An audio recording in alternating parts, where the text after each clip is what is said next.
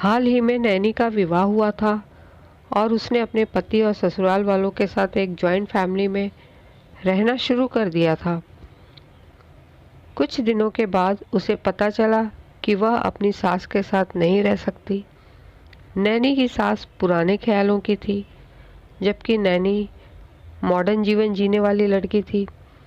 जल्दी ही उनके बीच झगड़े होने लगे। कई महीनों के बीत जाने के बाद भी दोनों में से कोई भी अपना व्यवहार बदल नहीं पाया। समय के साथ नैनी और ज़्यादा आक्रामक हो गई और उसे अपनी सास से नफरत होना शुरू हो गया। वह सोचने लगे कि कैसे अपनी सास से छुटकारा पाया जाए। एक बार हमेशा की तरह जब उसने अपनी सास से झगड़ा किया और उसके पति ने अपनी माँ का साइड लिया, तब नैनी गुस्सा हो गई और अपने मायके चली गई। नैनी के पिता एक केमिस्ट थे। उसने अपने पिता को पूरी बात बताई। उसने अपने पिता से कहा कि उसे कुछ जहर दे ताकि वह अपनी सास के खाने में मिलाकर उससे छुटकारा पा सके, नहीं तो वह अपने पति के घर वापस नहीं जाएगी। नैनी के पिता को यह सब जानकर काफ़ी दुख हुआ और उन्होंने अपनी बेटी से कहा, अगर तुम अपनी सास को जहर देती हो तो तुम और मैं दोनों जेल जाएंगे। ऐसा करना ठीक नहीं है। लेकिन नैनी सुनने और समझने की हालत में नहीं थी।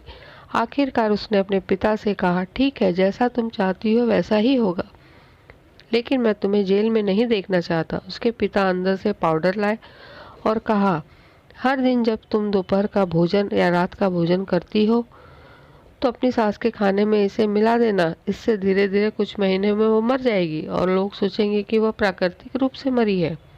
वह अपने पिता के घर गई और उसने कहा, पिताजी, कृपया मुझे उस जहरीले पाउडर के प्रभाव को ठीक करने के लिए इलाज बताएं।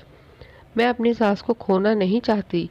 वह मेरी माँ की तरह है और मैं उससे बहुत बहुत प्यार करती हूँ। उसके पिता मुस्कुराए और कहा, कौन सा जहर? मैंने तुम्हें बस एक स्वीटनर दिया था।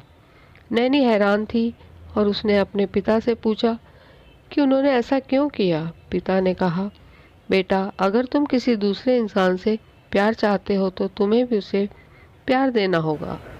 रिश्ते एक गाड़ी की तरह होते हैं और हम उन पर लगे पहिए की तरह। जब तक सभी पहिए ठीक से आगे नहीं बढ़ेंगे तब तक गाड़ी ठीक से नहीं चल सकती। इसी बात का एहसास दिलाने के लिए मैंने ऐसा किया और तुम्हें अपनी सास के प्रति नम्र रहने को कहा। तुम्हारी अच्छाई देखकर उन्होंने भी अपने आप को बदला और तुम्हें समझना शुरू किया। तुम दोनों ने एक दूसरे के लिए अपने आप को बदला।